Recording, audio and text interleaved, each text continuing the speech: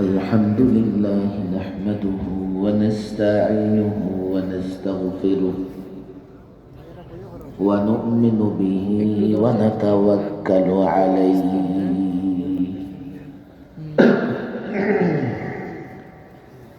ونعوذ بالله من شرور أنفسنا ومن سيئات أعمالنا من يهده الله فلا مضل له ومن يضلله فلا هادي له ونشهد أن لا إله إلا الله وحده لا شريك له ونشهد أن محمدا عبده ورسوله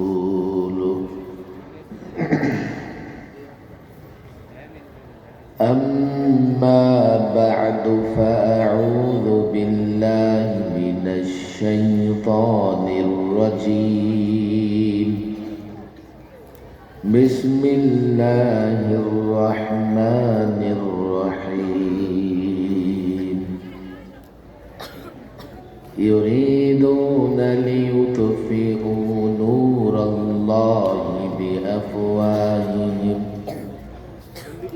الله متم نوره ولو كره الكافرون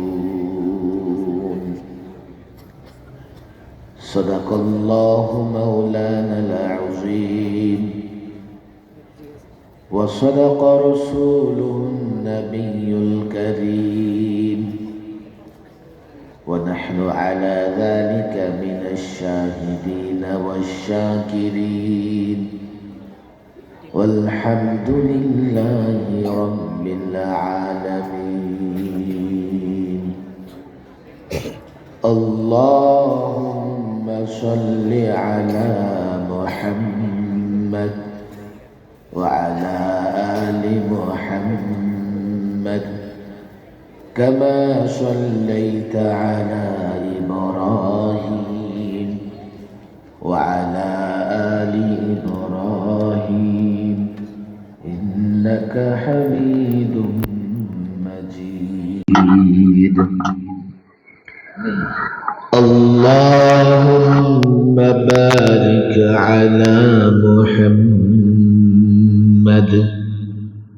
وعلى آل محمد كما باركت على إبراهيم وعلى آل إبراهيم إنك حميد مجيد বাংলাদেশের প্রাচীনতম দ্বীনি প্রতিষ্ঠানগুলোর মধ্য থেকে অন্যতম একটি দ্বীনি প্রতিষ্ঠান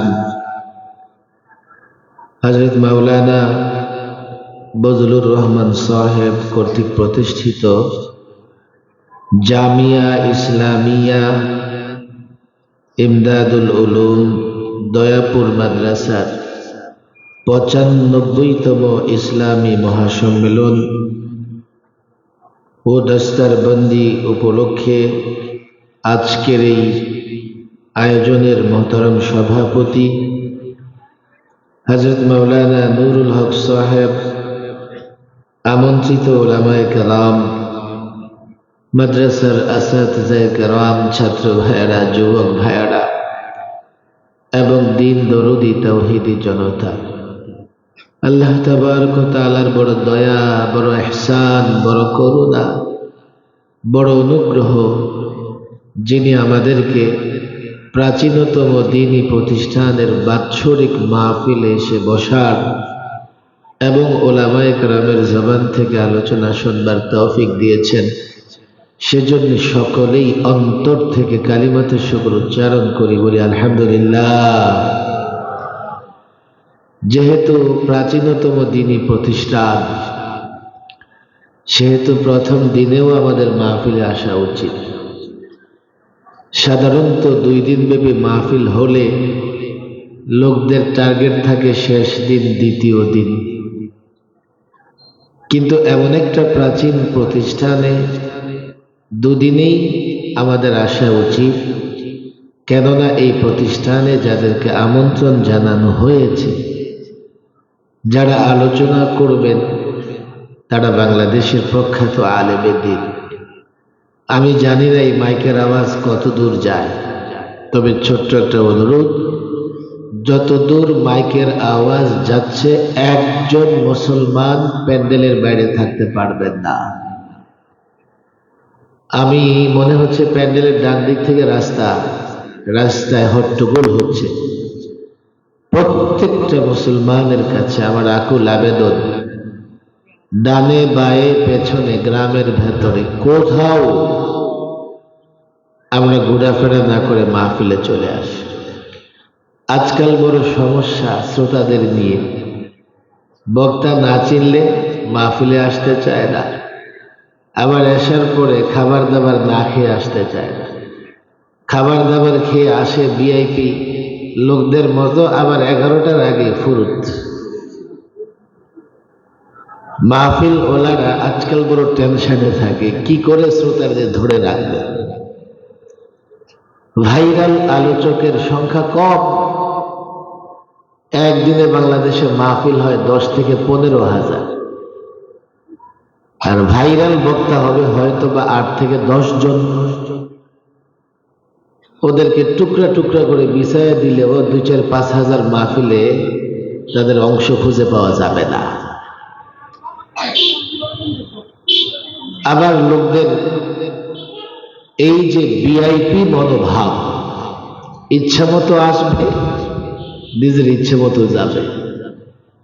মাহফিলের আদব রক্ষা করা, মাহফিলের সৌন্দর্য রক্ষা করা, সওয়াবের নিয়তে ওয়াজ শোনা, কেমন যেন এটা ইতিহাস হয়ে গেছে।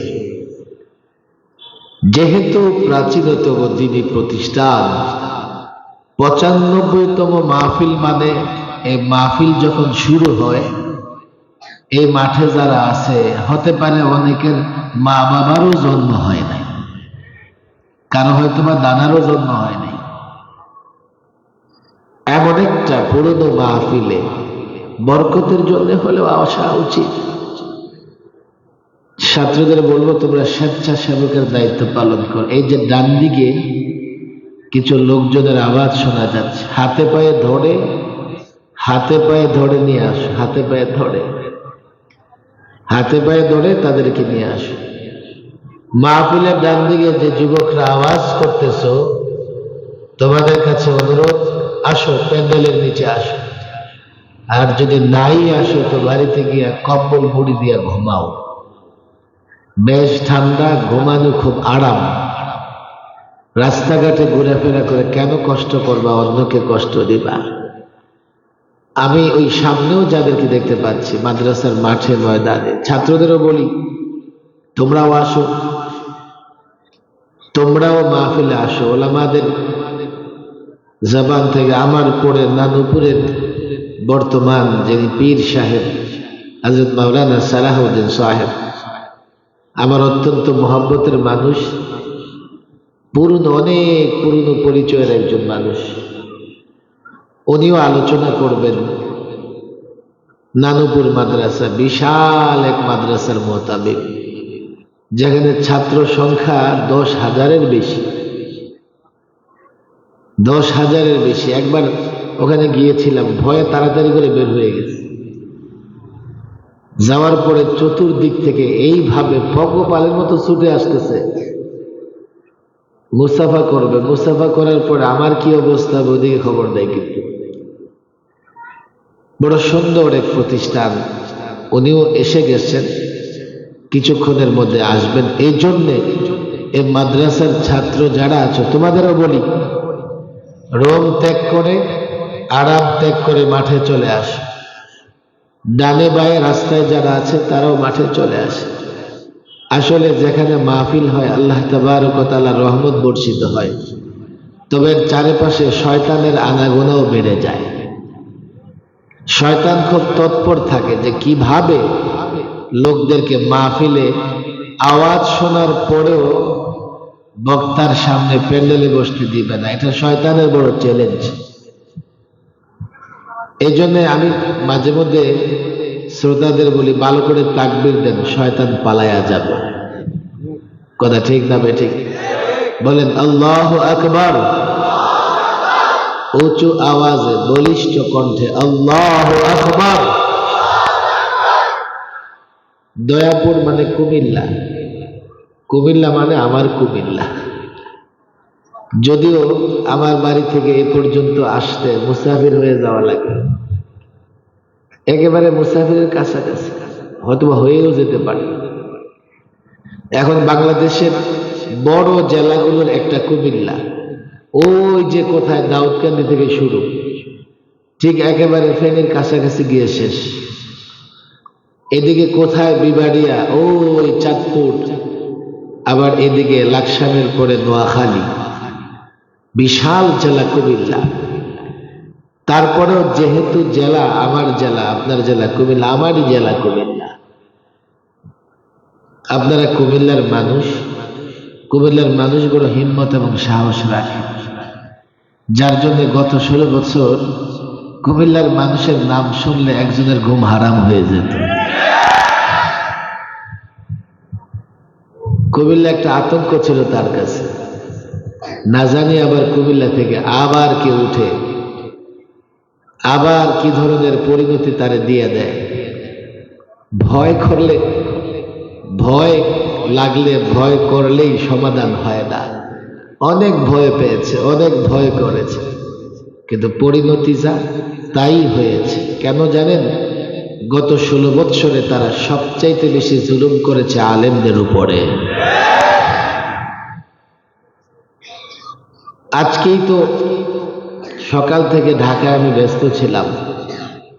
ঢাকার ইঞ্জিনিয়ার্স ইনস্টিটিউশন মিলনায়তনে বাংলাদেশের একজন বুজুর্গ আলেমে দ্বীন, একজন কিংবদন্তি নেতা, একজন সিপাহ সালার, বাতিলের আতঙ্ক, মুজাহিদে মিল্লাত আল্লামা মুফতি আমিন রাহিমাহুল্লাহ 1 যুগ আগে 12ই ডিসেম্বরে ফেসিবাদের বিরোধিতা করায়, ইসলামের পক্ষে কথা বলায়, কোরআনের পক্ষে কথা বলায়, সুন্নাহর পক্ষে কথা বলায় তাকে গৃহবন্দী রেখে তিলে তিলে মৃত্যুর দিকে ঠেলে দেওয়া হয়েছিল। 12 বৎসর পরে আজকে আমরা স্বাধীনভাবে তার জীবন কর্ম নিয়ে আলোচনা করেছি। জাতীয় একটা প্রোগ্রাম অনুষ্ঠিত হয়েছে ঢাকায়। জাতীয় সে প্রোগ্রাম থেকে বের হয়ে আমি এই প্রতিষ্ঠানের প্রোগ্রামে এসেছি। আল্লামা মুফতি আমিন রাহিমাহুল্লাহ ওই ব্যক্তি যিনি সর্বপ্রথম ফেসিবাদের বিরুদ্ধে আওয়াজ তুলেছিলেন। আর আল্লামা মুফতি আমিন রাহিমাহুল্লাহ ছাত্রদের উপর বড় আস্থা রাখতেন। যে কাজ শুরু করে গেছেন আল্লামা মুফতি আমিন রাহিমাহুল্লাহ, তারই আস্থাভাজন ছাত্ররা সে কাজের একটা পর্ব সমাপ্ত করেছেন, অর্থাৎ ফেসিবাদকে বিদায় করে ছাত্রদের সরকার গঠন করেছে। আমি তো বলি তালেবান সরকার। বাংলাদেশ চালাচ্ছে কোন সরকার? আপনাদের কষ্ট হচ্ছে? কোন সরকার? সন্দেহ আছে? তালেবান মানে কি? আমি তালেবানদের পক্ষে কথা বলবার কারণে আমার অন্তত সপ্তাহখানেক আরো বেশি রিমান্ডে থাকতে হয়েছে। আপনি তালেবানদের পক্ষে কথা বলেন, ওরা জঙ্গি, উগ্রবাদী, সন্ত্রাসী, কেন তালেবানের পক্ষে কথা বলবেন? অথচ এখন বাংলাদেশ চালায় তালেবান সরকার। কিভাবে? তালেবান মানে কি বলেন, যুবকরা বলেন, তালেবান মানে কি? এটা আফগানের আঞ্চলিক ভাষা। তালেবান মানে ছাত্র। আফগানিস্তান চালায় তালেবান সরকার। কেন? আফগানের তালেবানরা সোভিয়েত ইউনিয়ন বিদায় নেবার পরে আফগানিস্তানে যখন একটা বিশৃঙ্খল পরিস্থিতি সৃষ্টি হয়েছে, তালেবান ছাত্ররা সে আফগানিস্তানে স্থিতিশীলতা ফিরিয়ে আনতে তারা অস্ত্র হাতে নিয়েছে, তারা জেহাদের ময়দানে ঝাঁপিয়ে পড়েছে। একটা সময় তারা আফগানের জনগণকে সাথে নিয়ে সফল হয়েছে, সরকার গঠন করেছে। এই জন্য বলা হয় সেটা তালেবান সরকার। বাংলাদেশে 5ই আগস্টে যারা অভ্যুত্থান ঘটিয়েছে, বিপ্লব করেছে, তারাও ছাত্র। আবার ছাত্ররা সরকার গঠন করেছে, সরকারেও 3 জন ছাত্র আছে। কথা ঠিক না ঠিক? তাহলে আফগানিস্তানের ভাষায় বলা লাগে বাংলাদেশ চালাচ্ছে তালেবান সরকার। কথা ঠিক না ঠিক? তালেবান মানে ছাত্র। এই ছাত্র শব্দ উচ্চারণ করাও বাংলাদেশে বড় অপরাধ ছিল, বড় অন্যায় কাজ মনে করা হতো। কথা অনেক, ব্যথাও অনেক, তবে হাতে সময় অনেক কম। চাইলেই কোনো বিষয় নিয়ে লম্বা আলোচনা করা যায় না।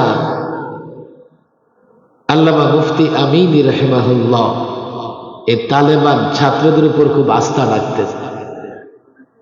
এই জন্য সর্বপ্রথম ফেসিবাদের বিরুদ্ধে, অন্যায়ের বিরুদ্ধে, জুলুমের বিরুদ্ধে, নাস্তিক মুরতাদদের বিরুদ্ধে, কোরআনের পক্ষে, ইসলামের পক্ষে, নারী নীতিমালার বিরুদ্ধে, শিক্ষা নীতিমালার বিরুদ্ধে আন্দোলন সংগ্রাম শুরু করেছিলেন মুফতি আমিনী। তিনি যাদের উপর ভরসা রাখতেন, আস্থা রাখতেন, তারা এর একটা পর্ব সমাপ্তির মাধ্যমে সরকার গঠন করেছে। আল্লামা মুফতি আমিন রাহিমাহুল্লাহ তিনি ফেসিবাদের বিরুদ্ধে সর্বাগ্রে কথা বলেছেন, জুলুমও সহ্য করেছেন সবার আগে। একটা সময় তখন এমন ছিল, এদেশের বড় রাজনৈতিক দলগুলো পর্যন্ত জালেমের বিরুদ্ধে কথা বলার সাহস রাখত না। কিন্তু আল্লামা মুফতি আমিন রাহিমাহুল্লাহ ঠিকই জালেমের বিরুদ্ধে বলিষ্ঠ ভূমিকা রেখেছেন। ফলে 21 মাস গৃহবন্দী ছিলেন। এই গৃহবন্দী রেখেই তাকে তিলে তিলে মৃত্যুর দিকে ঠেলে দেয়। উনি 12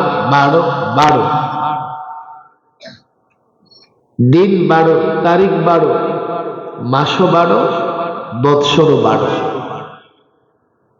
এমন একটা ডেটে, এমন একটা তারিখে দুনিয়া থেকে বিদায় নিয়ে গেছেন। এমন একটা ডেট বা তারিখ আপনাকে আমাকে দেখতে হলে 100 বছর অপেক্ষা করতে হবে। 100 বছর অপেক্ষা করতে হবে। 100 বছর পরে হয়তো বা 12 আসতে পারে। তারিখ 12, মাসও 12, দিন 12, মাসও 12, বছর 12। অর্থাৎ 2012 সালের ডিসেম্বর মাসের 12 তারিখ আল্লামা মুফতি আমিন রাহিমাহুল্লাহ এই দুনিয়া থেকে বিদায় নিয়েছেন, ইন্তেকাল করেছেন। জালেমের জুলুমে উনি দুনিয়া থেকে বিদায় নিয়েছেন। সেই যে আলেমদের উপরে জুলুম শুরু হয়েছে, সেই যে আলেমদের উপর টর্চার শুরু হয়েছে, 5ই আগস্ট পর্যন্ত বাংলাদেশে লম্বা সময় জেলও খেটেছে আলেমরা, সবচাইতে বেশি রক্ত দিয়েছে আলেমরা, সবচাইতে বেশি জুলুম সহ্য করেছে আলেমরা। ফলে তাদের পরিণতি এমন হয়েছে, 53 বৎসরে ক্ষমতা ছেড়ে কাউকে পালাতে হয় নাই, আর তারা ক্ষমতা ছেড়ে এক মুহূর্ত দেশে থাকতে পারে না। জুলুম আলেমরা অনেক সয়েছে। আমি নিজে ব্যক্তিগতভাবে এতবার এতটা জুলুম, এতটা জেল খেটেছি। আল্লামা মুফতি আমিন রাহিমাহুল্লাহ যখন নারী নীতিমালার বিরুদ্ধে আন্দোলন ঘোষণা করলেন, 4 এপ্রিলের হরতালের দিনে অন্তত 500 আলেমকে ঢাকা থেকে গ্রেফতার করা হয়েছিল। আমার সঙ্গে প্রায় 132 জন ছাত্র শিক্ষক গ্রেফতার করা হয়েছে শুধুমাত্র পল্টন থানায়।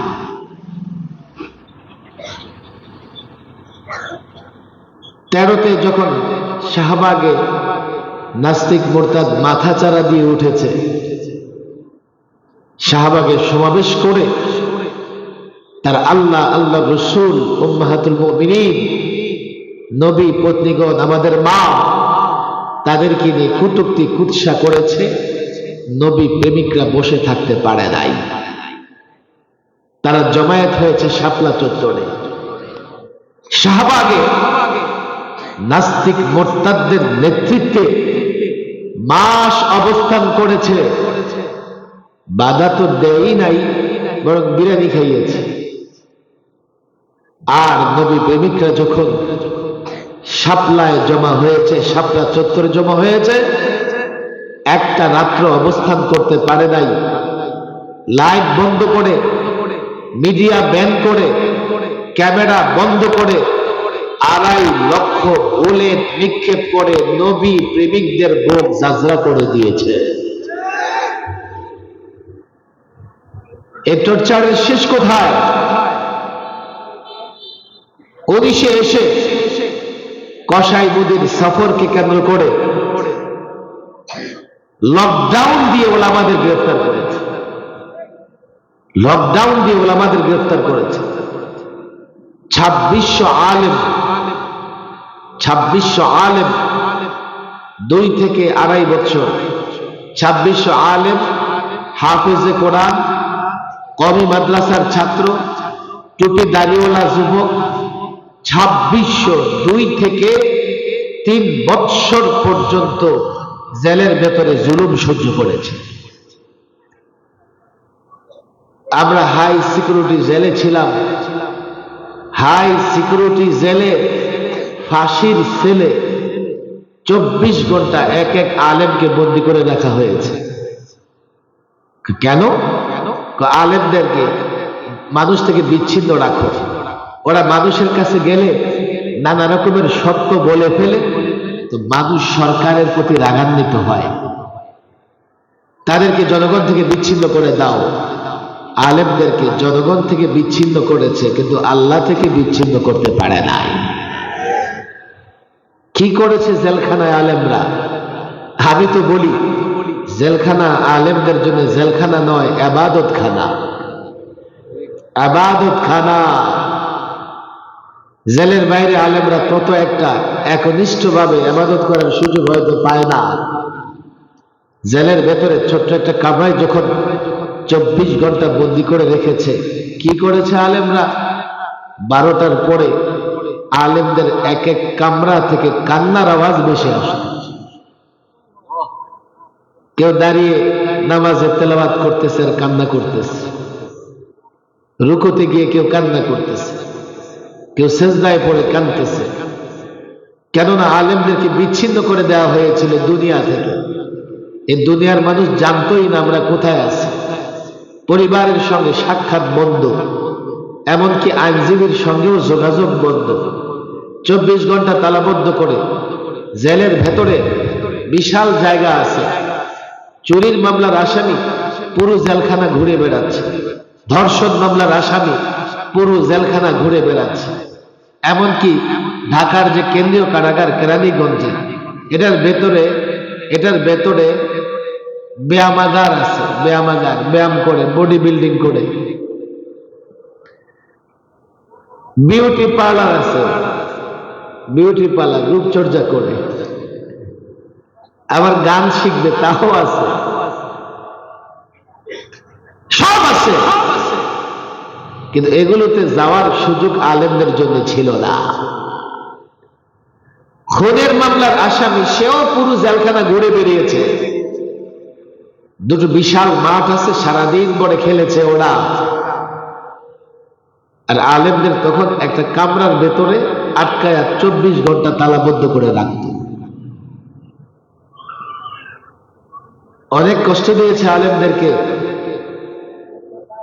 আমাদের লোকজন জানতো না আমরা কোথায় আছি। একবার তো বাহিরে আওয়াজ উঠে গেল, যে সাখাওয়াত সাহেব আর দেশে নাই, ওনারে বাইরে পাঠিয়ে দিছে। আর ছিল একটা সময় এমন, গুম করে বাংলাদেশের নাগরিককে অন্য দেশের হাতে তুলে দেওয়ার ঘটনাও ঘটেছে।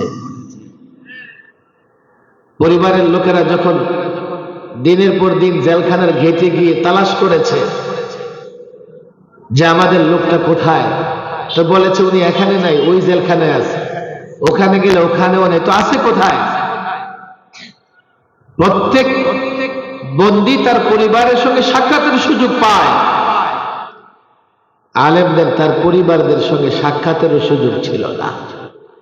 আমরা জানালা দিয়ে দেখতাম, যখন লকডাউন হলো তখন বন্দীরা তাদের পরিবারের সঙ্গে সপ্তাহে 10 মিনিট ফোনে কথা বলতে পারত। কেন? করোনা ভাইরাসের কারণে লকডাউন দিয়ে তারা সাক্ষাৎ বন্ধ করে দিল, পরিবারের সঙ্গে সাক্ষাৎ বন্ধ। তাহলে মামলা মোকদ্দমা কিভাবে চালাবে, পরিবারদের খোঁজখবর কিভাবে নিবে?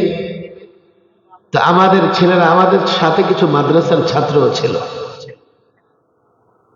আমরা তো নিজেরা সয়ে নিতাম, কিন্তু এই ছাত্রগুলো সইতে না পারে চিৎকার করে কান্না করতো যে হুজুর, এই যে আমাদের সামনে সব লোকেরা বাড়িতে 10 মিনিট করে কথা বলতেছে, আমাদের কেন দেয় না? আমাদের অপরাধটা কি? যাত্রাবাড়ির হাফেজ খায়রুল ইসলাম, তাকে পুলিশ গ্রেফতার করে তার বুকে পাড়া দিয়ে বলতেছে তোর আল্লাহ কোথায়, তোর আল্লাহ কোথায়? অপরাধ কি ছিল আলেমদের? যখন আলেমদের উপরে টর্চার হয়, জুলুম হয়, নিঃসন্দেহে কেউ না কেউ খুশি হয়েছে। তবে প্রকৃত মুমিন মুসলমান খুশি হতে পারে নাই। চাই সে যে দলই করুক না কেন, সে খুশি হতে পারে নাই। আমাকে যখন আদালতে তোলা হতো, আদালত খালি, বলতাম ব্যাপার কি, লোকজন কই? কোর্টে উঠানোর আগেই পুরো এলাকা খালি করে কোর্টে উঠাতো। কোর্টে তোলবার পরে ডান্ডা বেড়ি, হাত কড়া, বুলেট প্রুফ জ্যাকেট, হেলমেট পরিয়ে কোর্টে তুলেছে। লোকজন তো নাই, তবে কিছু আইনজীবী কোর্টে থাকতেন। আইনজীবীদের চোখ থেকে টপ টপ করে পানি পড়তে দেখেছি যে আলেমদের সঙ্গে কি করা হচ্ছে। আজকে তাদেরকে যখন এই অবস্থায় কোর্টে উঠায়, তাদেরকেও উঠায়।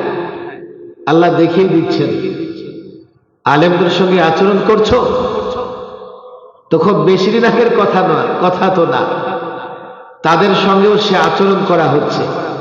বলবেন হুজুর সমান সমান, না, সমান সমান না। আমাদের সঙ্গে তারা মন্দ আচরণ করেছে, লোকেরা কেঁদেছে, আর তাদেরকে যখন এইভাবে কোর্টে উঠানো হয়, লোকেরা পচা ডিম নিক্ষেপ করে।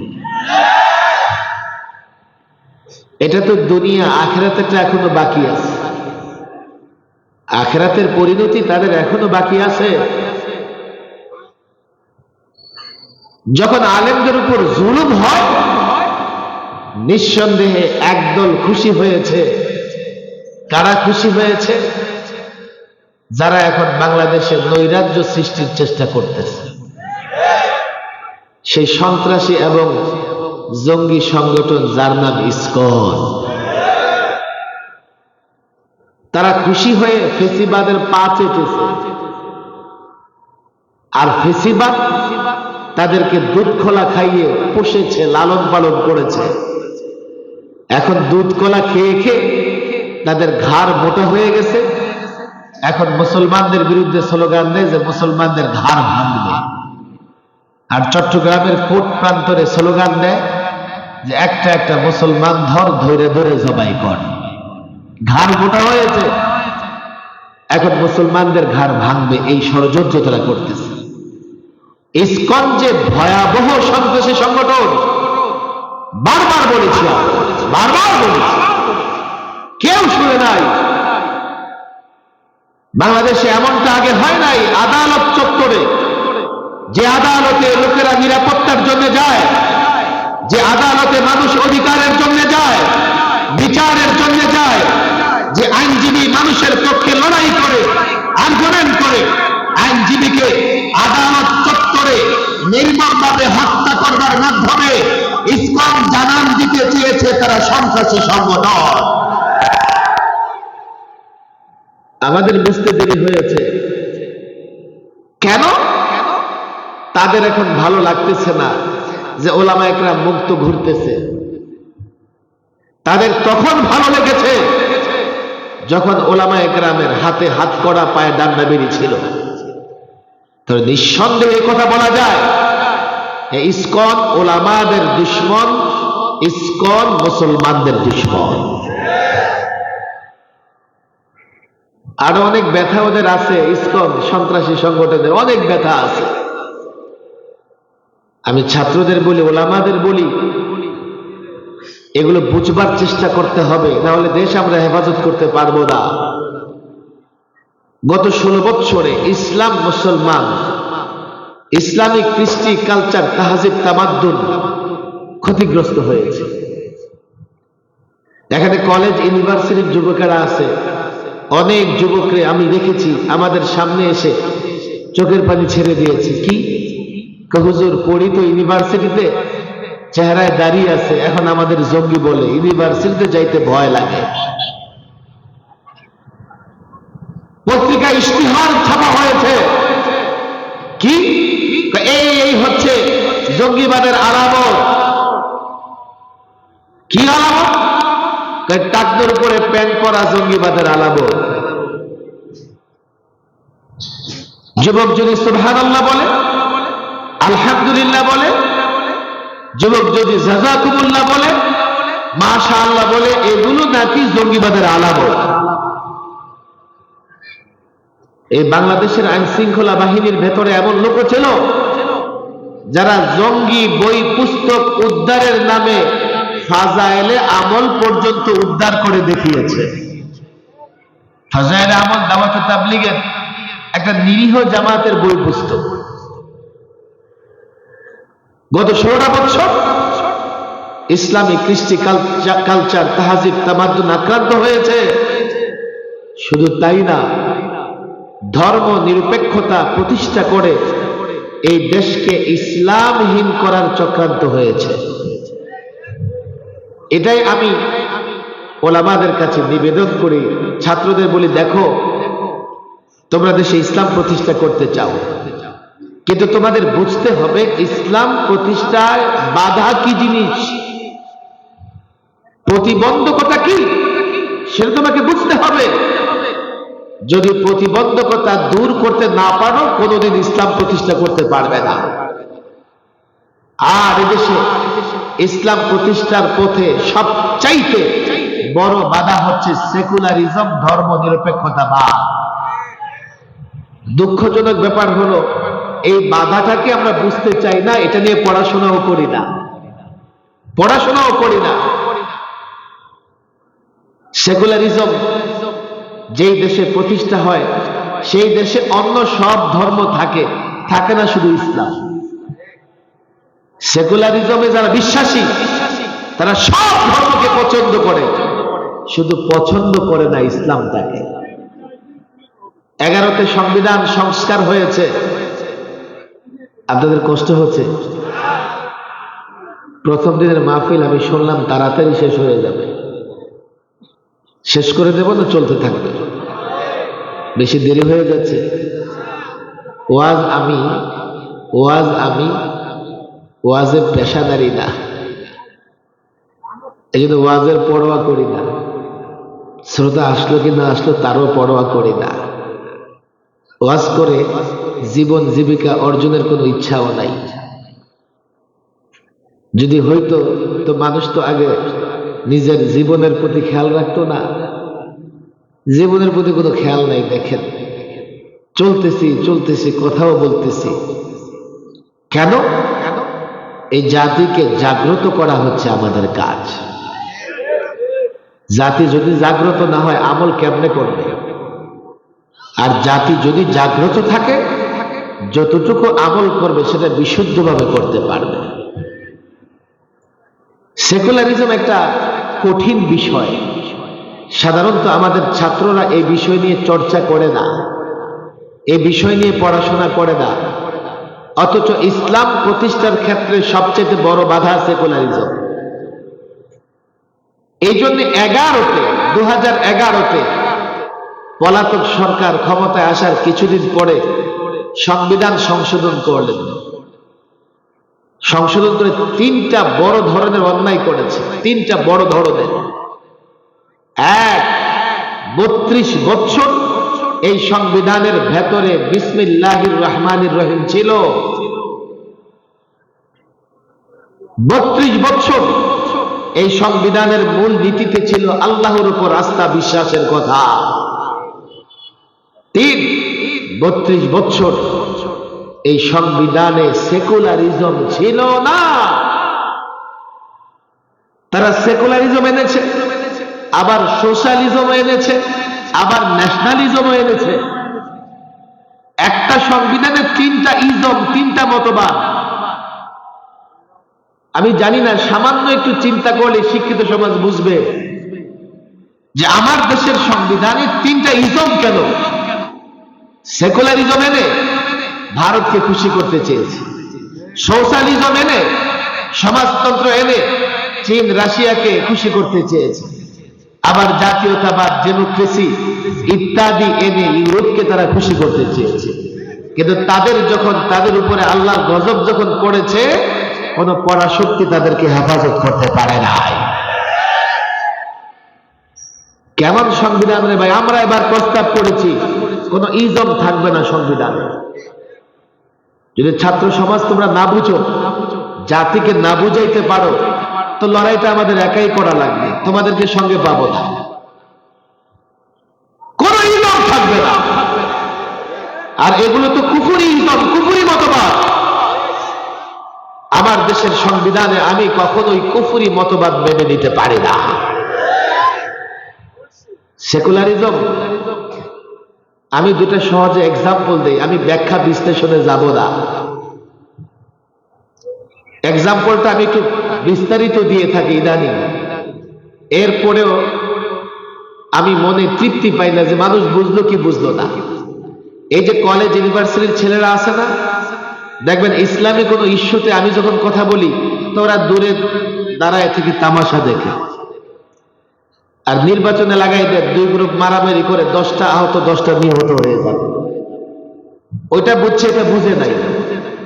মাদ্রাসার ছাত্রদের বলি, তোমরা যদি সাধারণ যুবকদেরকে ইসলাম না বুঝাতে পারো, তো ইসলাম প্রতিষ্ঠার লড়াই তোমাদের একাই করতে হবে, তারা তোমাদের পাশে থাকবে না। আর যদি ইসলামটা বুঝাতে পারো, তারা বলবে হুজুর আপনি থামেন, লড়াইটা আমি করব, আমি লড়াই করব। ঢাকায় একটা এভিনিউ আছে, কামাল আতাতুর্ক এভিনিউ। হয়তো অনেকে জানে না, অনেক আগে থেকে এটা নামকরণ করা হয়েছে এভিনিউ, কামাল আতাতুর্ক এভিনিউ। আপনাদের চট্টগ্রামের কথা বলি, চট্টগ্রামে শহরে ঢোকার কিছুক্ষণ আগে টানেলের দিকে একটা রোড গেছে, দক্ষিণ চট্টগ্রামের দিকে। আমি গত বছর জেল থেকে বের হয়ে টানেলের রোডে ঢুকেই দেখি এই রোডের নামকরণ করা হয়েছে Kamal Ataturk road. Kamal Ataturk তার জন্ম বাংলাদেশে, তুরস্কে। আচ্ছা, 47-এ ভারত স্বাধীনতার যুদ্ধে তার কোন অবদান আছে? 52-এর ভাষা আন্দোলনে তার কোন অবদান আছে? 71-এর মুক্তিযুদ্ধে তার কোন অবদান আছে? বাংলাদেশে কোথাও ফায়ার সার্ভিসের ম্যান হয়ে আগুন নিভাতে গিয়ে মারা গেছে? তাহলে তার নামে বাংলাদেশে রোডের নামকরণ কেন করা হবে? কেন? তার নামের সঙ্গে জাতিকে পরিচয় করিয়ে দেবার জন্য। কেন পরিচয় করিয়ে দিতে হবে? কামাল আতাতুর্ক ওই ব্যক্তি যে তুরস্কে সেকুলারিজম প্রতিষ্ঠা করে ইসলাম ধ্বংস করে দিয়েছে। ছাত্রদের ইতিহাস জানার কথা, সর্বশেষ খেলাফত ব্যবস্থা বিলুপ্ত হয় তুরস্ক থেকে। ওসমানী খেলাফত বিলুপ্ত হয় তুরস্ক থেকে, আজ থেকে 100 বছর আগে। ওসমানী খেলাফত বিলুপ্ত হবার পরে এই তুরস্ককে ধর্মহীন, ইসলামহীন করবার জন্য ইউরোপ থেকে সেকুলারিজম এনে তুরস্কের মানুষের উপর চাপিয়ে দিয়েছিল কামাল আতাতুর্ক বাহিনী। বলবেন হুজুর সমস্যা কি হয়েছে? সমস্যা বুঝলেই সেকুলারিজম বুঝবেন। অবশ্য তারা একটা ব্যাখ্যা দেয় সেকুলারিজমের, কি? আমার ধর্ম আমি, আপনার ধর্ম আপনি পালন করবেন, এটা হচ্ছে ধর্মনিরপেক্ষতা। আচ্ছা, আবার দলিলও দেয়। কি দেয়? কয় লাকুম দীনুকুম ওয়ালিয়া দীন, বুখারী শরীফের হাদিস। দেয় কি দেয় না? আরে দিছে কি দেয় নাই? আবার বলে কি তাহাজ্জুদ পড়ে সকালবেলায় কোরআন শরীফ পড়া ছাড়া জায়নামাজ থেকে উঠে না। তাহাজ্জুদ তুমি কি দিয়া পড়ো? ছোট ছোট সূরা যদি না জানো, তাহাজ্জুদ কি দিয়া পড়ো? আরে ছোট সূরাগুলো যদি নাই পড়তে পারো, আমার বক্তব্যে যারা 2-4-5 দিন আসে তাকে জিজ্ঞেস করলো বলবে যে এটা সূরা কাফিরুনের আয়াত। কথা ঠিক না বেঠিক? তো তুমি কি কোরআন শরীফ পড়ো? বড় মজার কিচ্ছা আছে। মুরিদ বলে পীর সাহেবকে, হুজুর 100 বার দৈনিক আয়াতুল কুরসি পড়ে, কিংবা ঘন্টা 100 বার পড়ে। পীর সাহেব তো হয়রান, আরে আমি 5 ওয়াক্ত নামাজের পরে 5 বার আয়াতুল কুরসি পড়তে পারি না, 100 বার কেমনে পড়ো?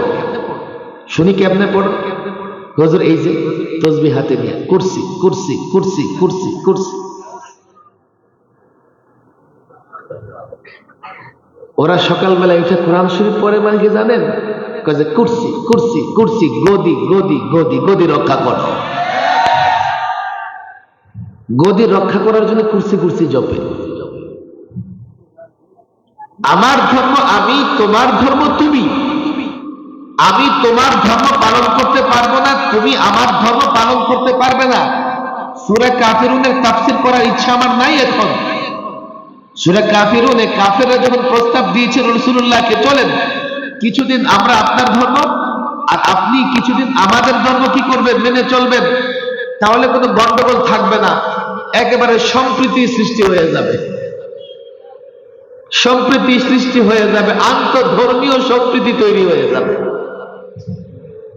কোরআনে কারীম কঠোরভাবে আয়াতকে তাকরার করার মাধ্যমে কঠোর নিষেধ করেছেন। কাফের আমার ইসলাম পালন করতে পারবে না। কেন? কুফরি অবস্থায় ইসলামের বিধান পালন করা যায় না। আর আমি কাফেরের ধর্ম পালন করতে পারবো না। মুমিন মুসলমান কখনো কাফেরের মতো, বেঈমানের মতো, মুশরিকের মতো মূর্তি পূজা করতে পারে না। সেটা হচ্ছে নিজের ধর্ম, নিজের ঈমান হেফাজত করা। আর তারা সেকুলারিজমের স্লোগান দিয়ে ধর্মের সীমা রেখা, ধর্মের যে বাউন্ডারি আছে সেটা পার হয়ে জাতিকে বেঈমান হবার তালিম দিতেছে। একটু খেয়াল করে বোঝার চেষ্টা করেন। হুজুর শুনলাম তুরস্কেরটা, বাংলাদেশেরটাও বলেন, তুরস্কেরটা শোনেন নাই? যে সেকুলারিজম প্রতিষ্ঠা হয়েছে তুরস্কে, দাড়ি নিষিদ্ধ, হিজাব নিষিদ্ধ, মসজিদগুলোকে বানিয়ে ফেললো মিউজিয়াম, কোরআন শিক্ষা নিষিদ্ধ, এমনকি তুরস্কের বর্ণমালা পরিবর্তন করে ফেলেছে কামাল আতাতুর্ক। কেন?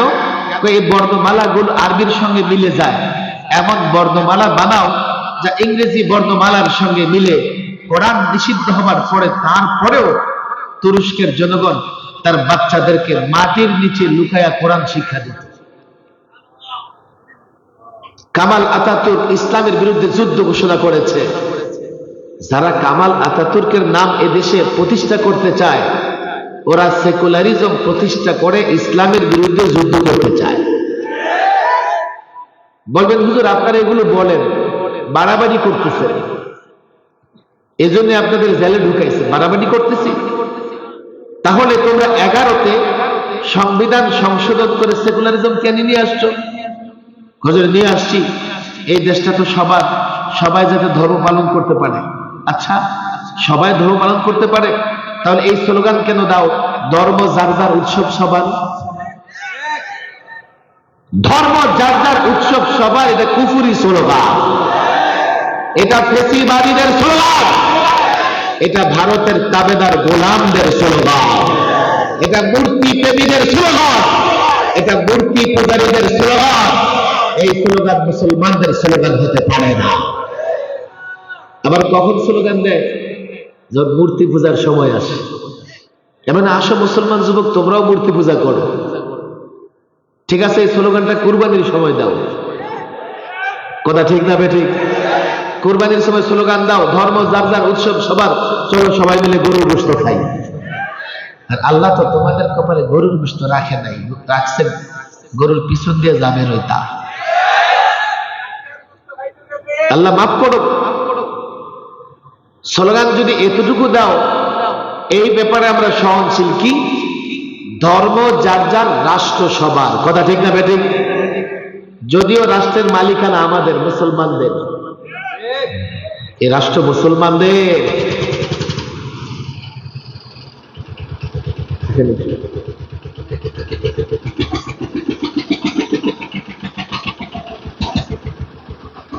এখন তো এখানে যুবকরা বলবে, হুজুর তাহলে হিন্দু বৌদ্ধ খ্রিস্টান দেশ থেকে বের করে দিবেন। আরে না, ওরা আগে থেকেই এই দেশে জামাই আদরে বসবাস করে। দরকার হয় ওদেরকে আমরা নব দুলহার মতো লালন পালন করব, আমরা ওদেরকে বের করব না। তবে মনে রাখতে হবে, এই রাষ্ট্র মুসলমানের, ইসলামের কারণে আমরা এই ভূখণ্ড পেয়েছি। যদি আমরা ইসলামে বিশ্বাসী না হতাম, আমরা এই ভূখণ্ড পেতাম না। কথাটা কি বুঝে আসতেছে? এই ভূখণ্ড পেয়েছি, বাংলাদেশ পেয়েছি কার কারণে? বলেন কার কারণে? আমরা যদি ইসলাম ধর্মের লোক না হতাম, এই ভূখণ্ড, স্বাধীন ভূখণ্ড আমরা পেতাম। হুজুর কেমনে এটা? আচ্ছা, একটু পেছনে যান। 47-এ ভারত যখন স্বাধীন হয়, আজাদ হয়, তো এই পূর্ব পাকিস্তান আর পশ্চিম পাকিস্তান, দুই মেরুতে দুইটা রাষ্ট্র একটা কেমনে হয়? 2000 কিলোমিটারের ব্যবধান, জাহাজ ছাড়া যাওয়া আসার কোন রাস্তা নাই। অনেকে প্রমাণ করতে চায় যে ভাষার কারণে ভূখণ্ড পেয়েছি। আরে ভাষার কারণে ভূখণ্ড পেলে আমরা 47-এ পাকিস্তান, পশ্চিম পাকিস্তানের ভাষা উর্দু, আমাদের ভাষা বাংলা। এই দুইটা রাষ্ট্র একসাথে স্বাধীন কেমনে হলো? আমাদের ভাষা মিলে আসামের সঙ্গে, ক্যালকাটার সঙ্গে। তা আমরা কি করতাম? ক্যালকাটার সঙ্গে মিলে দিল্লির অধীনস্থ থাকতাম, না আসামের সঙ্গে মিলে দিল্লির অধীনস্থ থাকতাম। 47-এ যদি আমরা দিল্লির ভাগে পড়তাম, 71 হতো না, মুক্তিযুদ্ধ সম্ভব ছিল না, এই স্বাধীন ভূখণ্ড আমরা পেতাম না। 47-এ ভূখণ্ড পেয়েছি ইসলামের কারণে। এরপরে 71-এ জালেমের বিরুদ্ধে লড়াই করে আমরা এই ভূখণ্ডটা স্বাধীন করেছি। বলো শেষ 47, এখন 71-এর কথা বলেন। আমি বলি হ্যাঁ। বলো দাদা শেষ, বাবার কথা বলি, দাদার পরিচয় দিব না। বাবার পরিচয় যদি দাও তো তুমি জারজ না, তোমার বাবা আছে। আর দাদার পরিচয় না দিতে পারলে বাবাকে জারজ হওয়া থেকে বাঁচাতে পারবে না। বেকুফের ছেলেরা বাবারে জারজ বানাইতেছে, তোমাদের খবর নাই। কয়েছে হুজুর মানির মান আল্লাহই রাখে। ঘটনা কি? বাজারে বাবারে তো 10টা জুতার বাড়ি দিচ্ছে, আমারে সসম্মানে ছেড়ে দিচ্ছে। মানির মান বলে আল্লাহই রাখে। ওর বাবারে জুতা মারছে, ওর সম্মান যায় নাই। এই ভূখণ্ড পেয়েছি ইসলামের জন্য। যদি আমরা মুসলমান না হতাম, এই দুইটা অংশ একটা রাষ্ট্র হতো না। আর এক রাষ্ট্র না হলে 71-এ লড়াই করে আমরা একটা স্বাধীন ভূখণ্ড পেতাম না। কথা ঠিক না বেঠিক? এই ভূখণ্ড আমরা ইসলামের জন্য পেয়েছি। ছাত্রদের বলি, ইতিহাস উস্তাদদের থেকে শুনে নিবা, মুসলিম রাজনীতিবিদ এবং ওলামা ইকরাম তারা চাইলেন মুসলমানদের আলাদা একটা ভূখণ্ড হোক। কেন? যাতে সেই ভূখণ্ডে মুসলমানেরা কোরআন সুন্নাহ প্রতিষ্ঠা করতে পারে। এই জন্য আলাদা একটা ভূখণ্ড হয়েছে মুসলমানদের। এই বাংলাদেশ, এই পূর্ব পাকিস্তানে জানো একজন আলেম, এলাউস সুনানের লেখক, বিশাল হাদিস গ্রন্থ মাওলানা জফর আহমদ উসমানী, লালবাগ মাদ্রাসার বাণী, বড়কাটারা মাদ্রাসার বাণী, বাংলাদেশে স্বাধীনতার পতাকা উত্তোলন করেছেন। আর পশ্চিম পাকিস্তানে মাওলানা শাব্বির আহমদ উসমানী স্বাধীনতার পতাকা উত্তোলন করেছেন। আলেমরা এই ভূখণ্ড স্বাধীন করেছেন যাতে এখানে কোরআন সুন্নাহর বিধিবিধান বাস্তবায়ন করা যায়। দেশটা আমাদের, তারপরে তোমরা থাকো, জামাই আদরে থাকো, কিন্তু এখানে যদি পৌত্তলিকতা বাস্তবায়ন করতে চাও তো তোমাদের কাউকে ছাড়া হবে না। সেকুলারিজম নিয়ে এসছে। হুজুর তুরস্কের ইতিহাস তো বললেন, বাংলাদেশের সেকুলারিজম এনে আমরা কি অন্যায় করেছি? তোমরা কি অন্যায় করেছো? 11তে সংবিধানে সেকুলারিজম এনে শক্তি অর্জন করেছো যে সংবিধান আমাদের পক্ষে, সংবিধান আমাদের পক্ষে। সংবিধান বলছে রাষ্ট্রে কোনো ধর্ম থাকবে না। সেকুলারিজম মানে ধর্মহীনতা, রাষ্ট্রের কোনো ধর্ম থাকবে না। এই রাষ্ট্রকে ধর্মহীন তথা ইসলামহীন করবার জন্য সবার আগে তার আঘাত হেনেছে শিক্ষা ব্যবস্থায়। 12 থেকে শুরু হয়ে গেছে মুসলিম লেখকদের জাগরণী লেখাবাদ, সাহাবীদের জীবনীবাদ, নবীদের জীবনীবাদ, যাতে 2 কোটি শিক্ষার্থী মুসলমান হয়ে ইসলাম থেকে বের না হতে পারে, নাস্তিক মুরতাদ হয়ে যেন বের হয়। রাষ্ট্রের কোনো ধর্ম নাই, তাহলে ধর্মের চিহ্ন কেন থাকবে? তাদের কত আপত্তি দেখেন। আমরা যদি বলি রাষ্ট্র ধর্ম ইসলাম চাই, রাষ্ট্রকে নামাজ রোজা পড়ে, রাষ্ট্রের ধর্ম দরকার কি? আচ্ছা, তো রাষ্ট্র কি কথা বলে? রাষ্ট্র ভাষার দরকার কি? কথা ঠিক না বেঠিক? তো রাষ্ট্র যদি কথা বলতে পারে তো নামাজও পড়তে পারে। আবার দেশে কত জাতীয় কত কিছু আছে। রাষ্ট্র তো মাছ খায়, জাতীয় মাল ইলিশ করা লাগবে। রাষ্ট্র দোয়েল পাখি খুব গান শোনে, এই জন্য রাষ্ট্রীয় পাখি হচ্ছে দোয়েল। সব রাষ্ট্রীয় হয়। আরে রাষ্ট্রীয় ধর্ম মানে ধর্মকে একটা মর্যাদা দেওয়া। যেহেতু সংখ্যা গরিষ্ঠ মানুষের ধর্ম ইসলাম, ইসলাম এদেশের মর্যাদা পাবে, এটাই তো স্বাভাবিক। তোমরা তো ডেমোক্রেসির কথা এটাই বলো, যেদিকে সংখ্যা গরিষ্ঠ মতামত সেদিকেই যাবে। তাহলে সংখ্যা গরিষ্ঠ মুসলমান যদি মনে করে ইসলামকে রাষ্ট্রীয় মর্যাদা দেওয়া লাগবে, সমস্যা কি তোমাদের? অনেক কথা রে ভাই।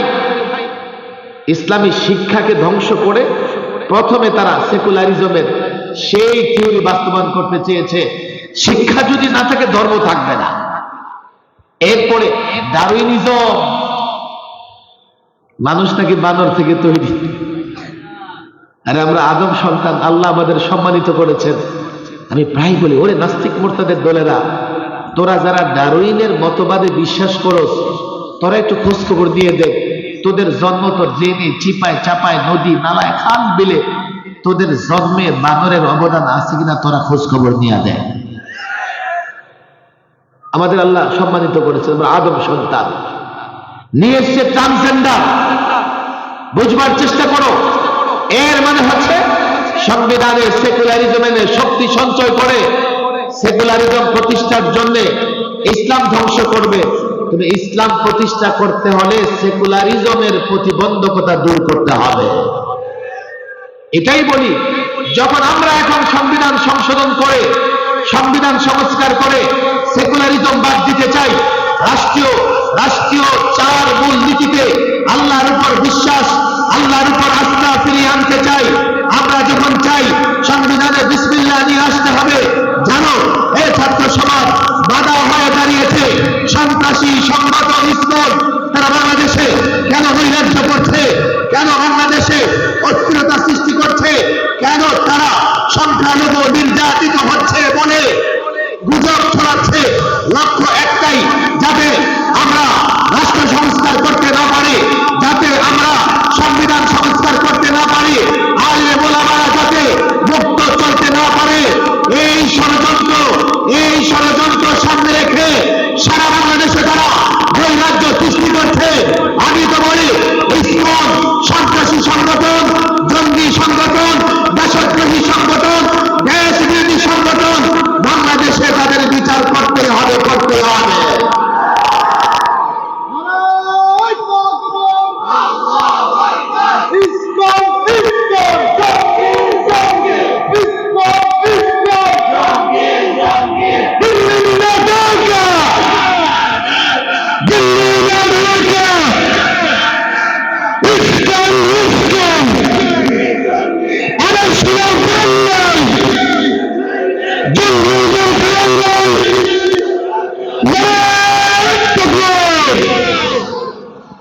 আর তারা একটা স্পর্শকাতর বিষয়ে হাত দিয়েছে। কি?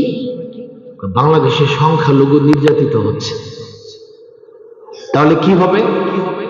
সংখ্যালঘু নির্যাতিত হচ্ছে, এ কথা বলে তারা মূলত ওই কসাই মুদিকে বাংলাদেশে আগ্রাসনের পথ দেখিয়ে দিচ্ছে। বুঝবার চেষ্টা করেন কেন এই বিষয়টা বড় ভয়ঙ্কর। বলবেন হুজুর, কসাই মুদি কি বাংলাদেশে আগ্রাসন চালাবে? দিল্লির ইতিহাস জানেন আপনারা? হায়দ্রাবাদ একটা স্বাধীন রাষ্ট্র ছিল, স্বাধীন রাষ্ট্র ছিল। এক রাতে আগ্রাসন চালায়া হায়দ্রাবাদ দখল করে দিল। কাশ্মীর একটা স্বাধীন রাষ্ট্র, আজকে 70 বছর যাবত তারা কাশ্মীরিদের উপর অত্যাচার অন্যায় করতেছে। এখন তো কাশ্মীরে মাদ্রাসা তো দূরের কথা, ইসলামিক কিন্ডার গার্ডেন পর্যন্ত বন্ধ করে দিয়েছে। বাংলাদেশে আগ্রাসন চালাবে না, তুমি এই নিরাপদ কিভাবে থাকতে পারো? আর এই কসাইয়ের হাতে, যেই কসাইয়ের হাতে এবং দাঁতে এখনো গুজরাটের নিরীহ মুসলমানদের রক্ত লেগে আছে। 400 বছরের পুরনো মসজিদ বাবরি মসজিদকে শহীদ করে দিয়েছে। হিজাব পরে মুসলিম শিক্ষার্থী আন্দোলন করতেছে, হিজাব পরে কলেজে যেতে চায়, আদালতের কাঁধে বন্দুক রেখে এটাও নিষেধ করেছে যে না, হিজাব পরে যাওয়া যাবে না। কেন? হিজাব তো একটা ধর্মের চিহ্ন, ধর্মের আলামত। কসাই মুদি থেকে আপনি নিরাপদে নিরাপত্তায় থাকবেন এই গ্যারান্টি নাই। এজন্যই আমাদের ঐক্যবদ্ধ হওয়া লাগবে। আমরা দুটো বড় প্রোগ্রাম করেছি।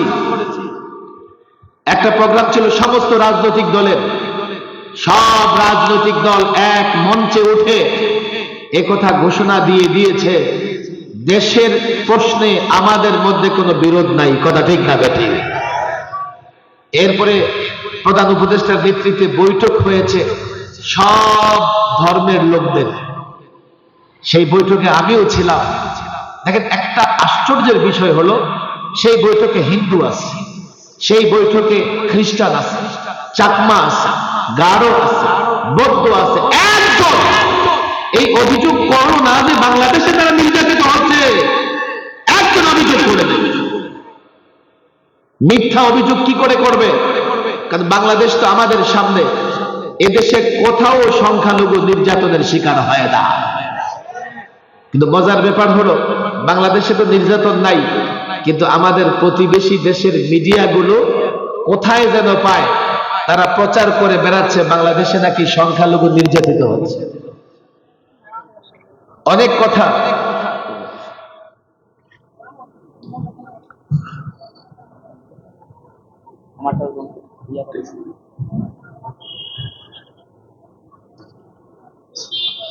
পীর সাহেব হুজুর চলে আসছেন, বয়ান করবেন। আমিও তো অনেক লম্বা কথা বলে ফেলছি। আসলে ফাইনালি যে কথা, দেখেন, আমরা হয়তোবা নিরাপদ নয়, তবে আমরা যদি ঐক্যবদ্ধভাবে ইসলাম এবং ঈমান ধরতে পারি, আমরা শক্তিশালী। রাষ্ট্র ছোট হতে পারে, আমার বাহিনী দুর্বল হতে পারে, কিন্তু আমাদের একটা পাওয়ার আছে, আমাদের একটা শক্তি আছে, সেটা হচ্ছে ইসলাম এবং ঈমান। এই জন্য বলি, একটা মুসলমানের বাচ্চা অ্যাটম বোমার চাইতে শক্তিশালী। পরিষ্কার বলি, আমি পরিষ্কার বলি, আমরা ক্ষুদ্র হতে পারি, আমরা এই ভূখণ্ডকে হেফাজত করবো। কেন জানো? বাংলাদেশ আমার দেশ, বাংলাদেশ ইসলামের জন্য পেয়েছে।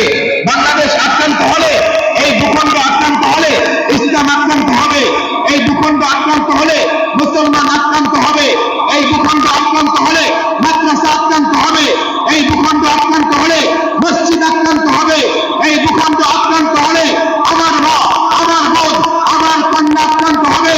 আল্লাহর কসম, 1000 বছর আগে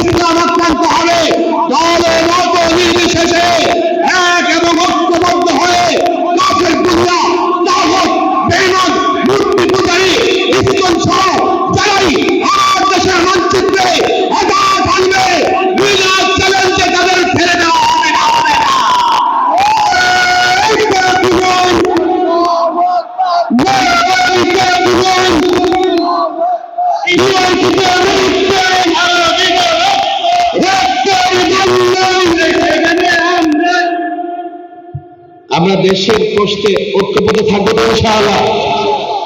আর শক্তি হচ্ছে ঈমান এবং ইসলাম। ইসলাম ধরো, ইসলাম মানো।